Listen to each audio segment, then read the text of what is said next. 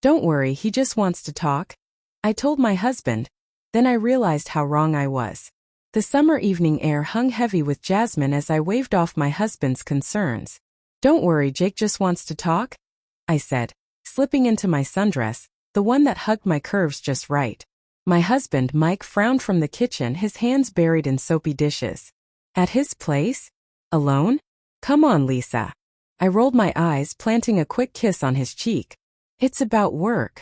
He's my colleague, not some stranger. I'll be back in an hour. Mike's jaw tightened, but he nodded, trusting as always. That's what I loved about him. His unwavering faith. Or so I thought. Jake had been flirting for weeks at the office, his smiles lingering too long during meetings, his texts buzzing with double meanings. Need to discuss the project, his message read that afternoon. Excitement fluttered in my chest. The monotony of marriage had dulled the edges of passion. Mike worked long hours as an engineer, buried in blueprints while I craved attention. Just talk, I told myself, but deep down I knew it was a lie. The drive to Jake's upscale apartment felt electric, my heart pounding with forbidden thrill. He greeted me at the door with a glass of wine, his shirt unbuttoned just enough to tease. Glad you came, he murmured, leading me to the balcony overlooking the city lights. We talked shop at first, but soon his hand brushed mine, his voice dropping to a husky whisper. You deserve more than what you've got. I laughed nervously but didn't pull away. The wine warmed me, loosening inhibitions. When he leaned in for a kiss, I let it happen, soft at first, then urgent. Guilt flickered, but desire drowned it out. Mike won't know, Jake assured, pulling me inside. Back home later, I slipped into bed beside Mike, my skin still tingling. How was the talk? He asked sleepily. Fine, just boring work stuff. He squeezed my hand and I felt a pang, love mixed with betrayal. But the affair ignited something wild in me. Jake and I met secretly. Stolen lunches, late night overtime. I convinced myself it was harmless fun, that Mike was none the wiser. Don't worry, I'd say whenever he questioned my absences. He just wants to talk. Months passed in a haze of deception. Jake promised more, divorce, Mike start fresh. I toyed with the idea, my emotions a whirlwind of lust and doubt. One night, after a passionate rendezvous, I returned home to find Mike waiting in the living room, lights dim. Late again. His voice was calm, but his eyes held a storm. Project deadline, I lied smoothly. He nodded, but something felt off, his gaze too piercing. The unraveling began subtly. Jake started acting paranoid, claiming his emails were hacked, files vanishing. At work, rumors swirled. Anonymous tips about his shady deals, skimming client funds, faking reports. Someone's out to get me, he confided, sweat beading on his forehead.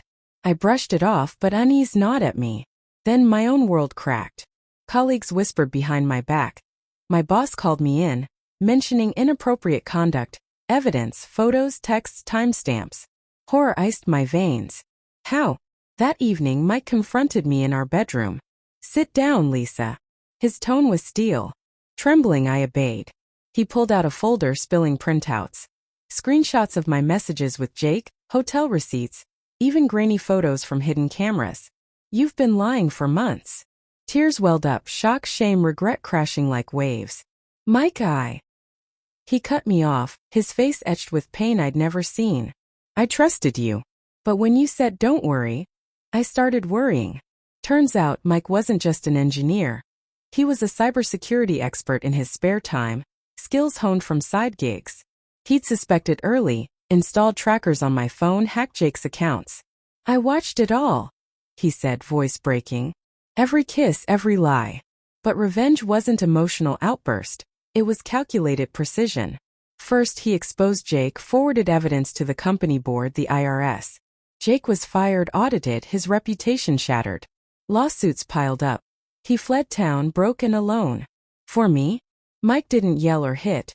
He filed for divorce quietly, taking the house, savings, everything I'd helped build. You wanted excitement? Enjoy the fallout. Friends sided with him, family distanced themselves. I was left in a cramped apartment, jobless, isolated, the thrill soured to bitterness. Nights now I lie awake replaying that first lie. Emotions choke me. Guilt like acid, loneliness a void. Mike remarried eventually, happy in photos I stalk online. I realized too late. His clueless facade hid a mastermind. Don't worry, I'd said. How wrong I was. Revenge wasn't loud. It was the quiet dismantling of my world, leaving me to rebuild from ruins. Everything changed, not with fire but with the cold click of a mouse.